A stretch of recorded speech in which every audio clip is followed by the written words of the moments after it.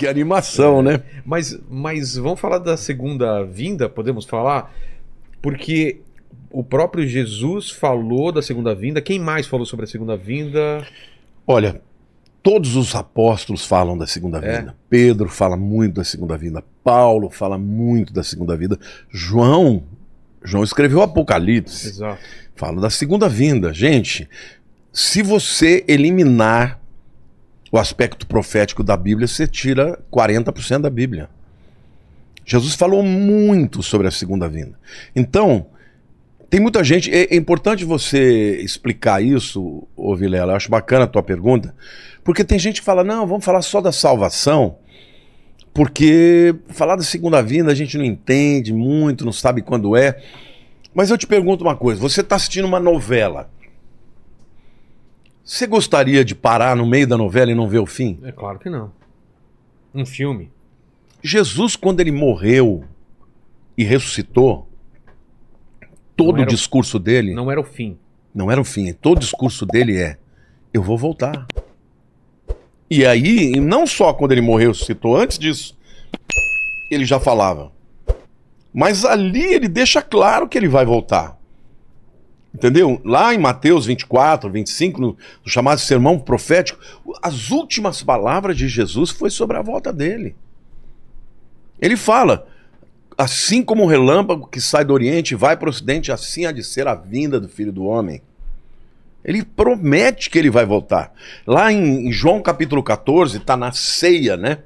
Na última ceia, você deve ter ido lá no cenáculo, lá em Jerusalém. Será? No Monte Sião, deve ter ido. Ah, sim, Monte Sião. Perto ali do túmulo de Davi, Tá. sabe? Em cima, você deve ter subido ali, né?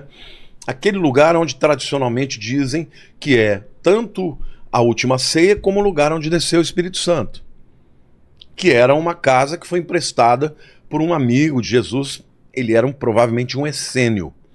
E o bairro dos essênios era ali o Monte Sião. Bom, por que eu estou dizendo isso? Alguma coisa eu ia falar que me fugiu. Hoje a minha cabeça... O que você perguntou mesmo, Du? Eu perguntei dos sinais, né? Quem falou... Não, mas o que eu você queria falou dizer... dos apóstolos que já estavam avisando.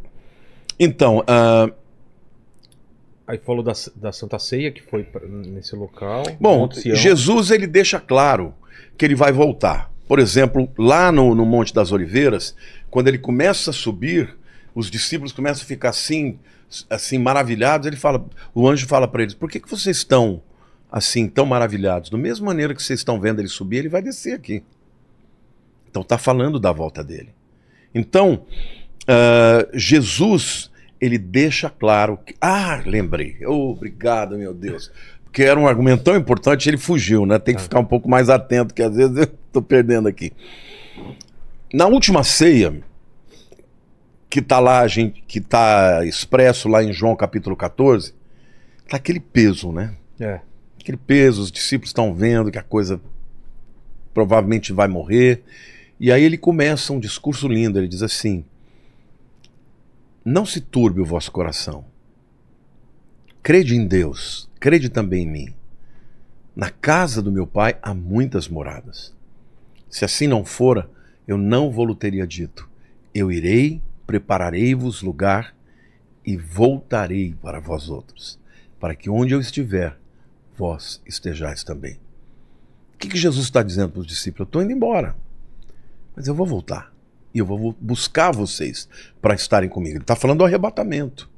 Então, Jesus ele já começou a preparar os discípulos, porque ele estava achando que ele ia implantar o reino naquela hora. Né? No sermão de Mateus 24, eles estão primeiro lá na região do templo, né? E os discípulos olhando aquela coisa maravilhosa, e eles falaram, nossa Jesus, que construção maravilhosa, né? E Jesus falou, pois é, não vai ficar pedra sobre pedra que não seja derrubada. Ele está profetizando o que aconteceria mais ou menos uns 37 anos depois. Porque em 70 depois de Cristo vieram os romanos e destruíram o templo. Só que aí eles falam, mas como assim? Quais são os sinais que hão de ser da tua vinda? Porque ele já está ali falando para eles que ele vai embora. Aí ele começa a dar os sinais. E na hora que ele começa a dar os sinais, ele fala de sinais da natureza, ele fala de sinais geopolíticos, de guerra contra guerra, ele fala de apostasia, de engano. Cuidado, vede que ninguém vos engane, porque virão muitos em meu nome dizendo eu sou o Cristo. Entendeu? Ele começa a dar os sinais, e Vilela, hoje nós estamos vivendo numa época em que tudo está acontecendo. Quero até permitir aqui esse espaço e dizer que no dia 16 de outubro eu vou dar uma aula grátis no meu canal do YouTube, Lamartine Pozzella. É uma masterclass, a aula mais completa que eu já fiz. Eu contratei um cineasta para fazer, é uma coisa extraordinária. Sobre as 7 tendências que nós temos no fim dos tempos. E detalhe, sempre houve esses sinais. Algumas vezes tinham mais uns do que outros. Agora está tudo acontecendo junto. Esse ano de 2023, eu nunca vi um ano igual a esse. Ah, é? Não, nunca vi um ano com tantas catástrofes que estão acontecendo. Olha, fogo em tudo quanto é lugar. No Canadá, no Havaí, gente, coisa de louco. Incêndios. Entendeu? Incêndios na Europa. Falei do Canadá já, né? Terremotos em tudo quanto é lugar, cara.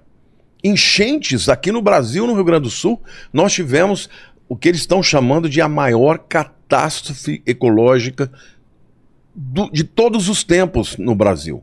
Então, assim, nós estamos tendo assim muitos sinais que estão acontecendo e todos ao mesmo tempo. Então, tá chegando a hora. Você não pode dizer exatamente quando, porque Jesus proibiu, ninguém sabe o dia e a hora. Mas ele disse que era para você observar os tempos e as estações. E os sinais no Mar Morto? Sim, isso é maravilhoso também. No final dos tempos, o livro de Ezequiel diz que o Mar Morto, isso também é uma profecia linda, porque ele diz que o Mar Morto, ele voltaria a ter água potável, a ter água doce, inclusive peixes iam nadar nele e coisa e tal. Agora, detalhe, Ezequiel fala que a parte norte seria assim, mas a parte sul continuaria salgada. Agora, Ezequiel foi um profeta do exílio, nós estamos falando aí de 2.600 anos atrás. Naquela época, não existia a parte norte do Mar Morto. Era tudo uma coisa só. É uma coisa só. 50 anos atrás era uma coisa só.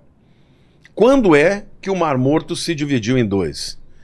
Depois que Israel voltou para sua terra e começaram ali prosperar, muita gente, começaram a usar a água do mar da Galileia, o Mar Morto começou a secar. E na hora que ele começou a secar, ele se dividiu em 2. Hoje, inclusive, tem um canal que eles fazem entre a parte norte e a parte sul para que a parte sul não seque completamente. Mas se você olhar até na imagem do satélite, viraram 2 corpos de água.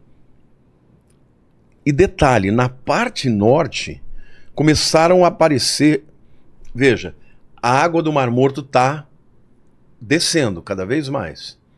Então isso significa que já centenas de metros de um lado e de outro, onde havia água, não tem mais água. O que acontece? Aquela pressão daquela água sobre aquela terra não existe mais.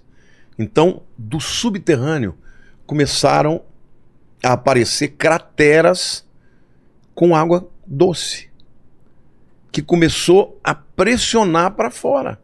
Não tem mais o peso da água empurrando para baixo, a água começou a vir de baixo para cima. Hoje já tem mais de 9.000 crateras, chamadas de bolaines. Essas crateras de água doce, algumas são gigantescas, já tem peixes nadando.